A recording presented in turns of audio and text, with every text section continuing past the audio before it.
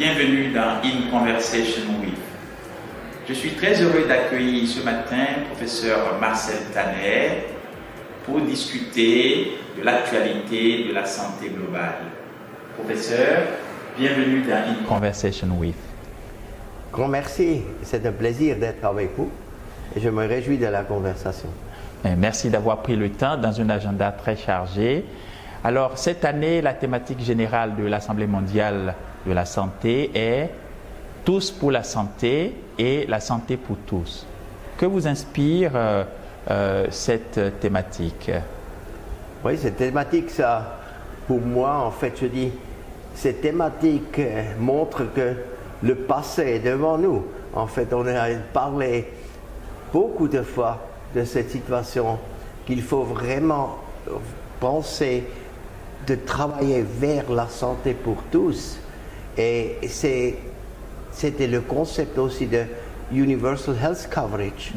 Et c'est ça que les gens ont toujours parlé, surtout politiquement au niveau des assemblées mondiales, mais ça n'a pas pénétré les systèmes de santé. Parce que ça veut dire, si on parle de santé pour tous, c'est une approche systémique.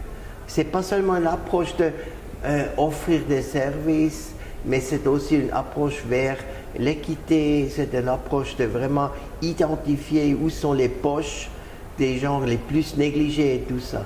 Et si on parle de ça, ça veut aussi dire qu'il faut faire revivre les concepts initiaux des soins de santé primaire.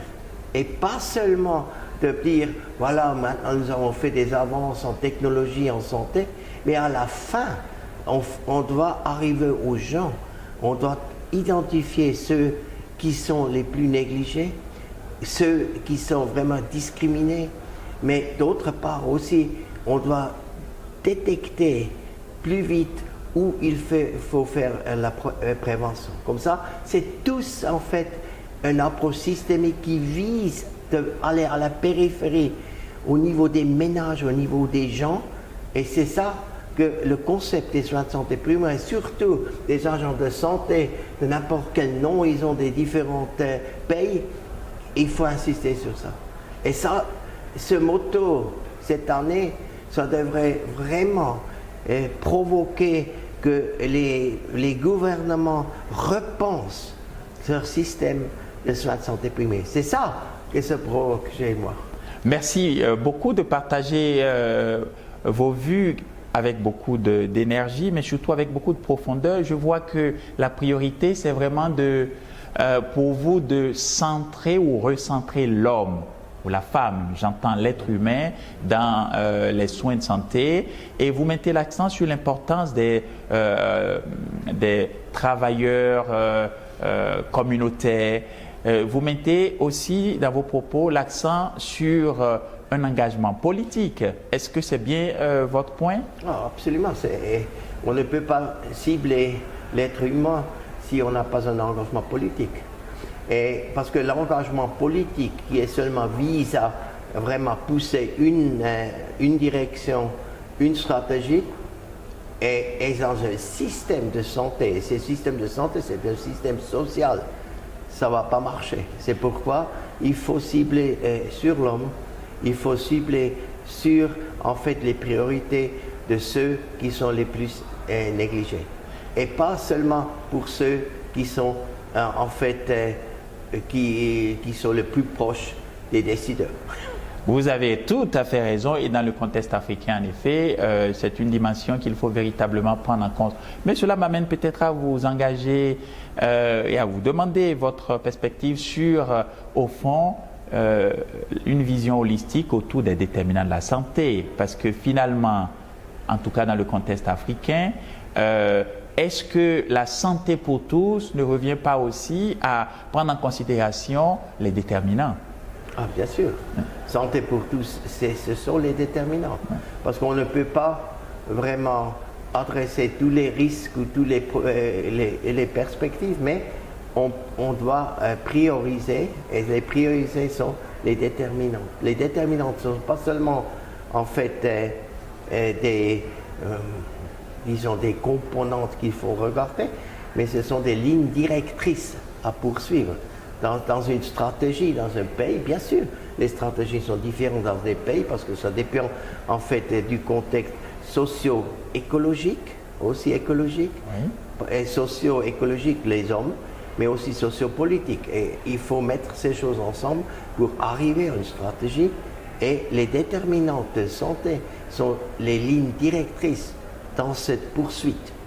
Mais vous dites une chose qui est vraiment importante. Mais alors, vous qui connaissez très bien l'Afrique, qui connaissez très bien les défis de santé globale, comment appréciez-vous, quel regard vous portez sur la montée croissante des maladies non transmissibles sur le continent africain?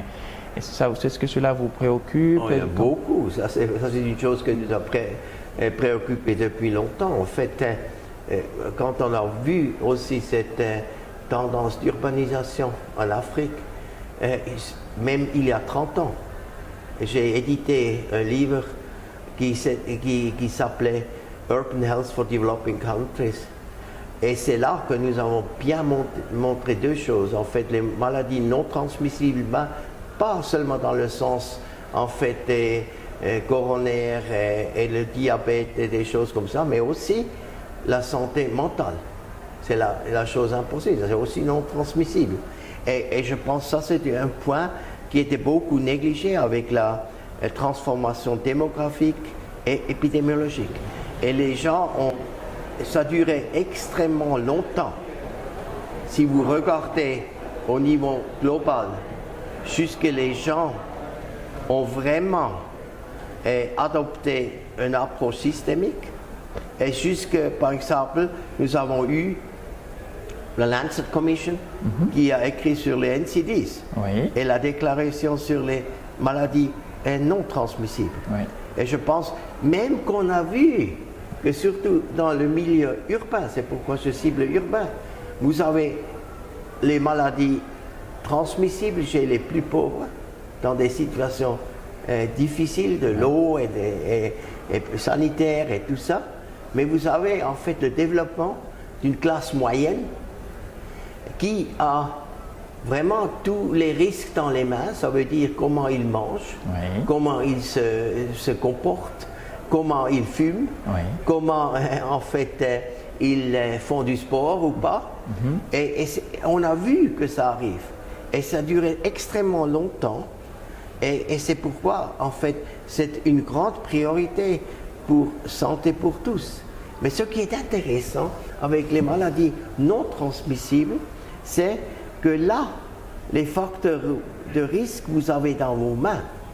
Si vous avez en fait une inondation et vous avez beaucoup de moustiques, vous avez un tremblement de terre, ça, c'est pas dans vos mains. C'est vrai. Mais si vous mangez du junk food, si vous buvez, si vous fumez, et si vous ne vous bougez pas, plus ne faites pas de sport, ça c'est tout dans vos mains.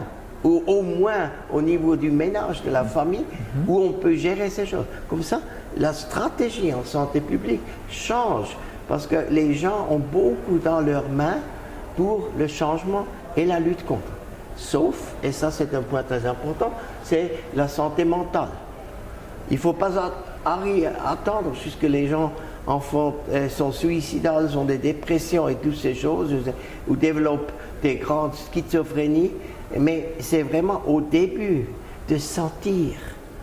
Parce qu'il y avait aussi là une transition dans le passé, dans beaucoup de sociétés traditionnelles. Vous avez eu en fait les guérisseurs traditionnels qui sont à la disparition.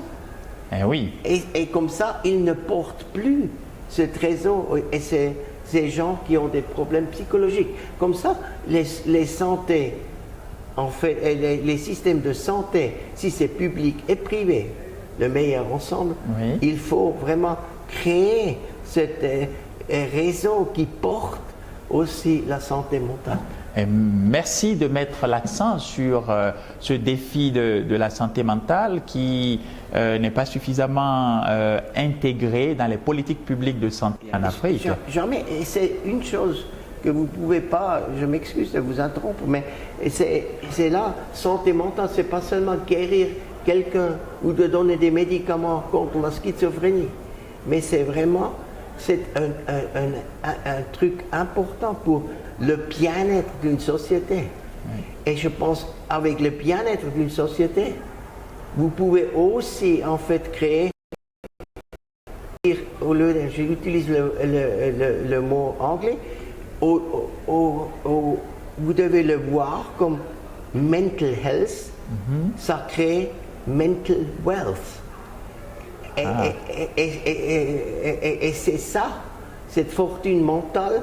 La question de développer un lien entre adresser les maladies transmissibles et les maladies non transmissibles.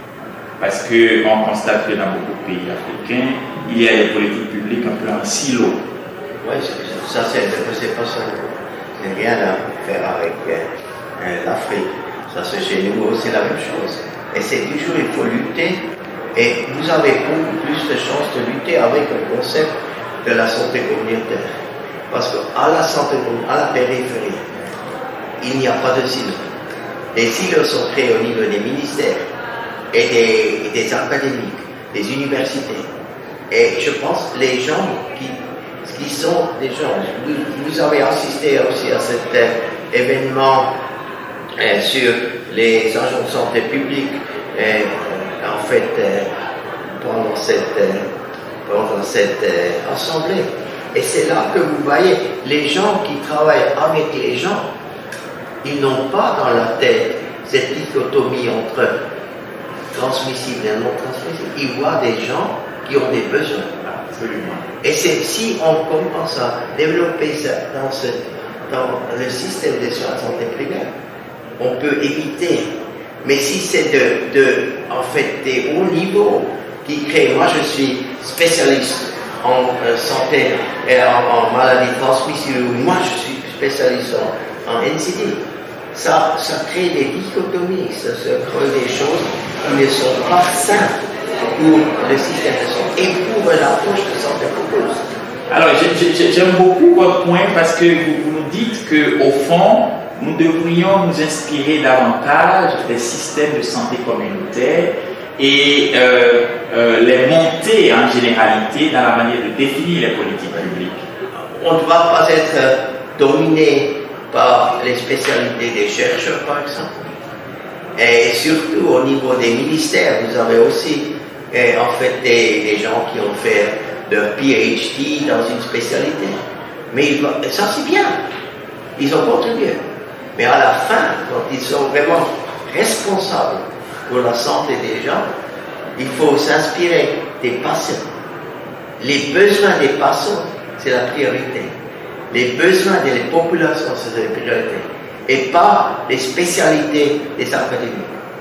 J'apprécie beaucoup votre point parce que je me permets de le signaler. Un engagement majeur de M-Afrique, l'Association internationale des médecins pour l'éducation de la santé en Afrique, c'est vraiment d'apporter la santé aux populations rurales. Parce que comme vous le savez, dans beaucoup de pays en Afrique, peut-être ailleurs, dans le sud global, les populations rurales sont un peu laissées pour compte. Et j'apprécie beaucoup ce lien que vous faites. Alors, on constate quand même qu'il y a beaucoup de défis. Comment, à votre avis, on peut adresser ces défis complexes? Oui, et ça c'est clair. D'abord, probablement, il faut aussi laisser cette dichotomie entre rural et urbain. Parce qu'il faut quand même voir que, en fait, la santé communautaire est aussi importante au niveau urbain. Et la situation est un petit peu difficile, différente. Mais parce que même aussi au niveau, si vous mettez les priorités des patients en première ligne, vous allez découvrir qu'une ville, même où nous sommes à Genève, c'est très fragmenté. Et il y a beaucoup aussi des populations négligées dedans. Comme ça, sauf, si on compare avec le rural, on est plus proche, tout est plus dense, mais c'est la même chose. Mais les approches sont un petit peu différentes parce qu'on est plus proche, plus dense. Mais comment on fait ça? Si vous feriez en fait un entretien avec des agents sociaux ici en ville, vous allez découvrir la même chose. Comme ça, je pense, pour les solutions, la chose importante, c'est vraiment de ne pas avoir cette distinction, mais seulement de voir les populations, la fragmentation et les priorités, et pas plus. Et je pense, ça c'est une chose que nous devons apprendre. Et comment on fait ça? Si je suis un peu dur, on ne travaille pas en santé publique, mais aussi en recherche, seulement avec le concept des projets, mais avec le concept de partenariat à long terme. Vous voyez, et c'est un point important d'investir, et j'utilise le mot investissement, et pas un petit peu l'argent pour un projet, et un petit peu collaboration. Mais à long terme, investir, bien réfléchir sur ses priorités, investir dans des gens et des institutions, pour créer des centres et pas seulement des sites de projets. Au nord, beaucoup de chercheurs, prenons beaucoup des argents, des grands bailleurs de fonds, ils parlent d'un site en Bénin, d'un site en Tanzanie. Ce ne sont pas des sites. Il faut les développer comme des centres de ressources et de compétences en recherche et en santé publique pour vraiment adresser les priorités des gens. Et les sites sont seulement dirigés par l'argent qui est un moment disponible. Et je pense que cette question de partir de cette idée projet, partir de cette idée et seulement collaboration, mais vraiment d'engager un partenariat à long terme avec l'option, pas de l'aide, mais l'option de apprentissage mutuel pour le changement, mutual learning for change. Peu importe qui contribue combien, importe, on le fait ensemble et à long terme, et on va poursuivre ces lignes. Ça c'est quelque chose qui est fondamental, et c'est même maintenant pour revenir en fait au slogan de cette assemblée, santé pour tous. Ça veut dire que nous vivons dans un monde, nous ne vivons pas dans le premier monde, le tiers monde, nous vivons dans un monde, et cette seule approche, c'est vraiment cet apprentissage mutuel pour le changement. Ça c'est le point crucial, et si les gens comprennent à vraiment départir de l'aide, mais de faire des investissements dans le bien-être des sociétés, ça pourrait être. C'est aussi les académies de les comprendre que ça c'est la chose qui laisse nous développer, progresser, mais aussi vraiment adresser les grands problèmes que nous avons dans ce monde. C'est pas seulement quelques maladies, nous avons l'énergie, nous avons la biodiversité et tout ça. Et ça ne peut se faire qu'avec une approche systémique, avec l'apprentissage mutuel pour le changement. J'aime beaucoup cette vision d'approche mutuelle pour le changement, parce qu'au fond, c'est cette idée de décentrer la perspective au-delà des projets et la focaliser sur ce qui constitue la première des richesses, au fond, l'être humain, le patient. C'est le patient. Et de faire l'investissement pour le bien-être des patients. Et c'est pourquoi j'utilise aussi en fait la richesse mentale, parce que ça c'est un point important qu'il faut vraiment toujours viser à ce genre. Et à la fin, l'expérience nous a montré, quand nous avons fait ces investissements dans des personnes et des institutions avec cette perspective de partenariat, ça c'est aussi le pas important pour la décolonisation. Parce qu'il ne faut pas faire maintenant des congrès sur les décolonisations. Il faut faire cette action de cet apprentissage mutuel. Puis avec ça, automatiquement, on décolonise. Ah, j'apprécie beaucoup parce que là, vous mettez le doigt sur un sujet qui m'intéresse beaucoup aussi dans mes travaux, cette idée de décolonisation de la pensée, décolonisation de champs disciplinaires et votre perspective d'insister sur cet apprentissage mutuel, au fond, ramène à ce que Kwasi Miretou, un grand philosophe ghanéen, disait autour de la richesse dans l'altérité, ce qu'on apprend de l'autre, y compris des autres qu'on perçoit à une échelle inférieure. Et cette façon de décentrer un peu les choses et de rééquilibrer les relations permet de développer des partenariats féconds, productifs et gagnants-gagnants pour tous. Il faut seulement prendre des exemples très simples. Si demain, nous deux et les autres, on décide de faire un voyage en fait à travers du Sahara,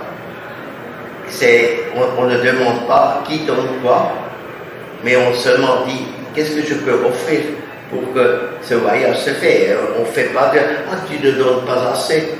Et on fait ça ensemble, on fait cette action de traverser le Sahara ensemble. Et ça, c'est un apprentissage mutuel. À la fin, ce qui compte, c'est pas qui a donné quoi, mais qu'on arrive à l'autre côté. Ah, j'aime beaucoup cette. Dans une vie, vous étiez probablement né en Afrique. Parce que c'est une manière très, très profonde d'insister sur le nous. C'est au fond cette déconstruction cartésienne du cogito ergo sum.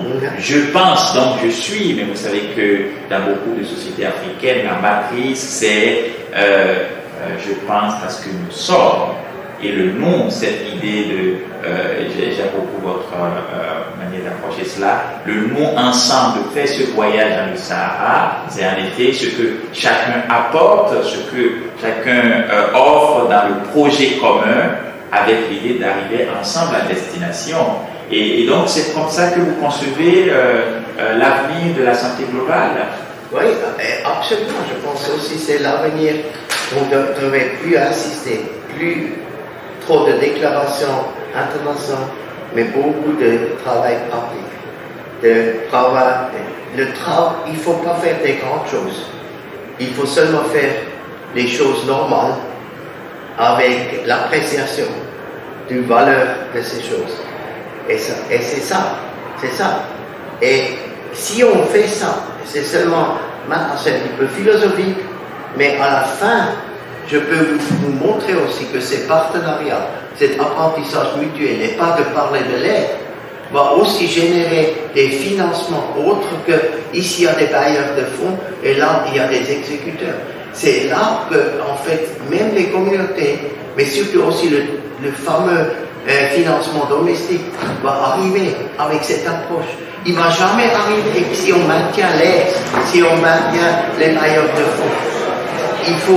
Ça va changer si on fait les investissements pour les besoins des patients.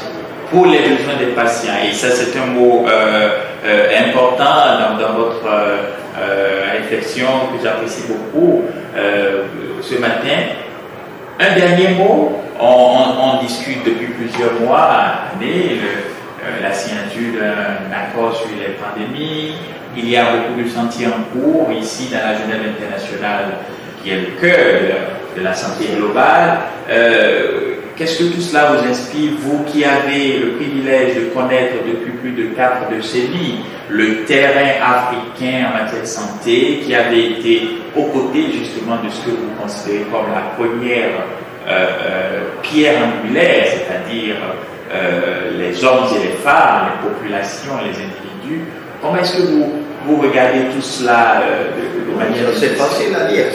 C'est très bien qu'on réfléchisse à ça parce que, comme je dis, on le dit dans un mot, mais il faut réconcilier beaucoup de choses et ça va durer.